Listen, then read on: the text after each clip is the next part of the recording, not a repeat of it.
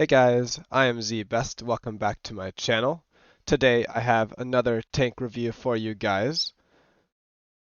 It is the Kampfpanzer 07RH, or the way I'll call it, the KPZ 07RH. Anyways, here's the armor model. It is not the best armor tank whatsoever. The turret is just absolute paper. Everything will go through it. Don't expect the turret to work. It is an oscillating turret, so the roof does angle. The gun is very high up, so you can kind of poke over, but it's a big target.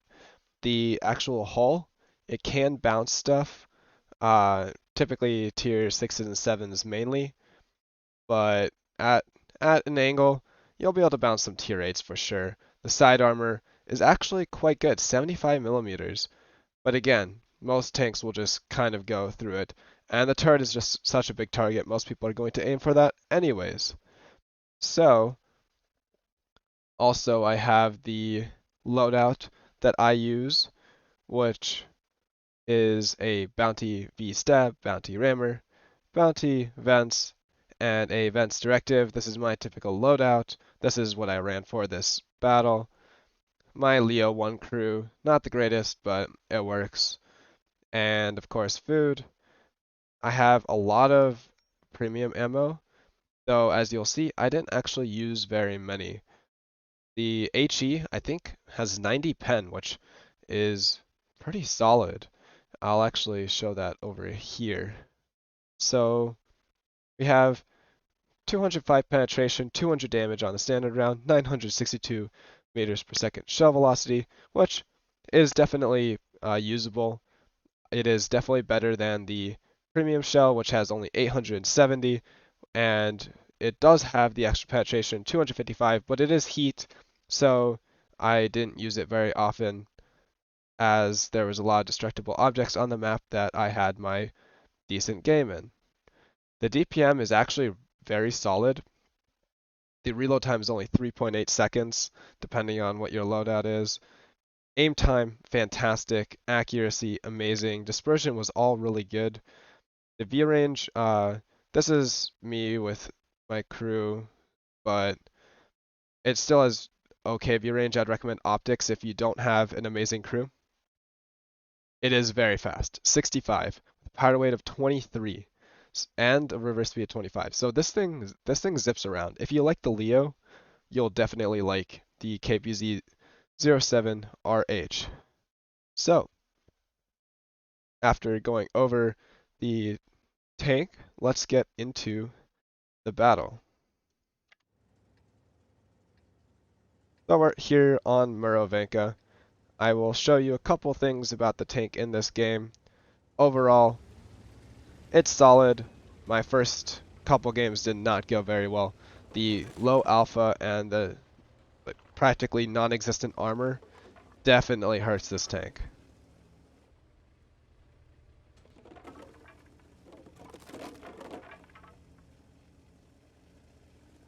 So, as you can see, it does zip around very quickly.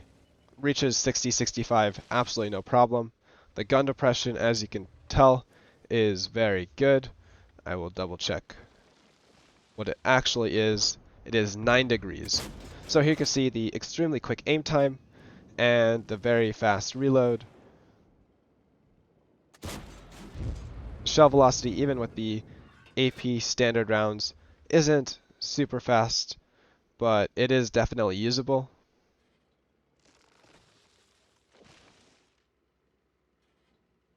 Though, as you can tell, the way I'm playing, that was quite a lucky shot. The way I'm playing is I don't want to get spotted because the armor is actually useless. You will not bounce anything, as you will see later in the game.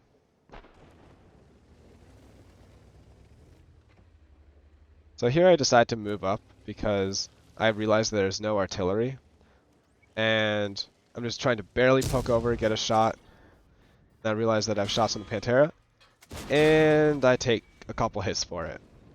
This thing does not have armor, and it has a pretty big target as its turret, so there is that.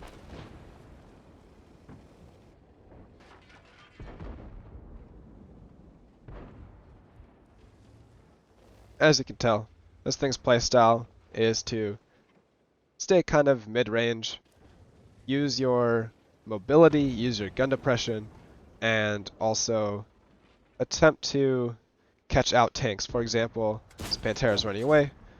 I was quite lucky. I did actually set him on fire. A bunch of other people hit him. There's that. Gun depression again, assisting that shot right there over the ridgeline, hitting the Progetto. That shot, I don't know what I was thinking there, and I missed that one as well. This is where I realized this even 90 really just wants to push me out, and I did auto aim quite a bit here because I was not sure where the tanks were, so I was trying to snap onto them, and the shell velocity was just good enough to deal with that.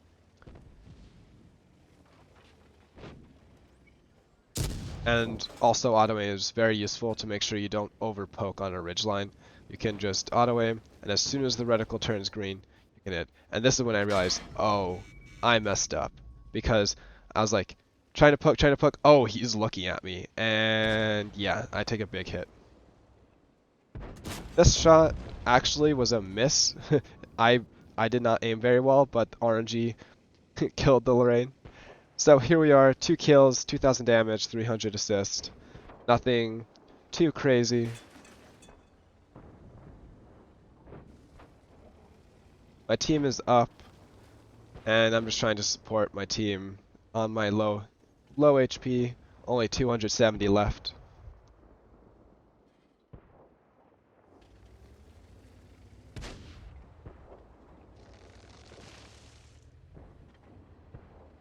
I do move up looking for more shots. I realize that my team is winning on the 1-2 line, and if I don't move up, I will not get any more damage.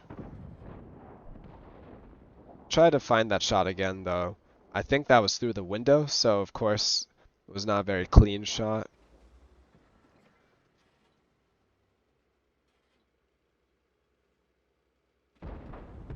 So I have a shot on the turret. 205 pen is not going to do very much for that. So I'm following along until I see the actual side of the tank. I missed one. I put a blind in.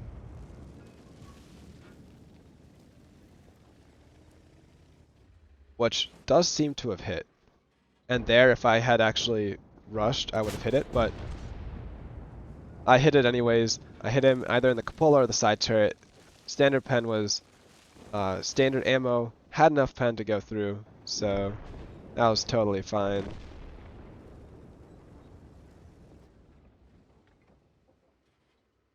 Again, I fall back. I realize there are a lot of tanks here that I cannot see, and I can't afford to be found by them.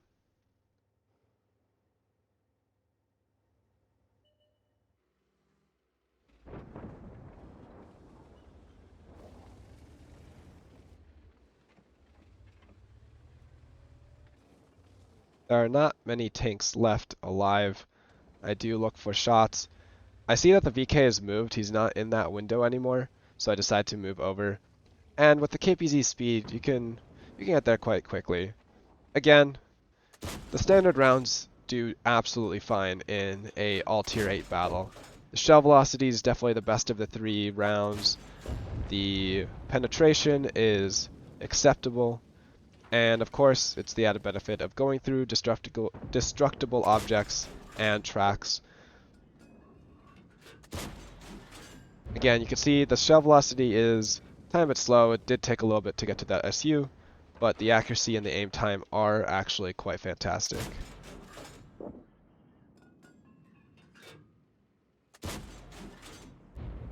Only 2 tanks left. I decide to move up with this tank's amazing mobility.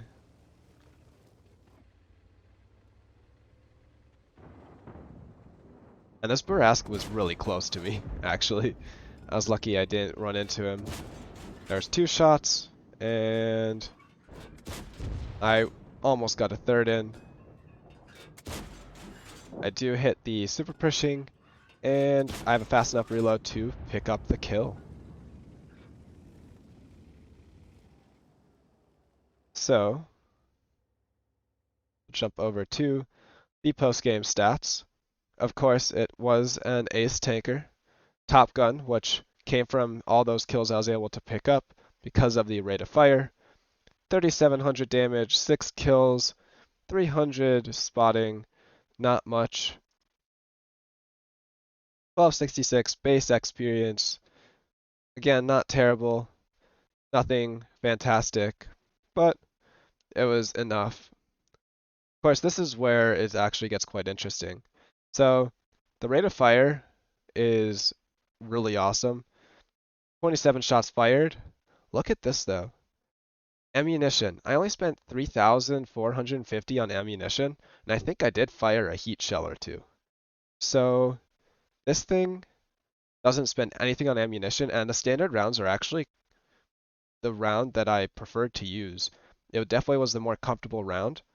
And let's say I don't have personal reserves or clan reserves going, I still make 90,000 profit, which is actually not that bad. Again, it's the KPZ 07RH. It is the marathon tank, and I would compare it to a fast rate of fire Leo that has slightly slower shell velocity than some same tier medium tanks. It's not terrible, it's not amazing. Has solid gun depression, very good mobility, no armor, and I think it can actually be quite a fun tank. It's nothing crazy good, but there's nothing inherently wrong about it. So if I had the chance, I would probably pick one up. I did enjoy playing it, even though I played terribly or did terribly my first couple games. But after that good game, I do think it is something that you can have quite a bit of fun in. Of course, I do think it's also a decent crew trainer. Anyways, thank you guys for tuning in. If you like this video, feel free to like, subscribe, check out some of my previous reviews, and feel free to leave any comments, and I will see you guys around.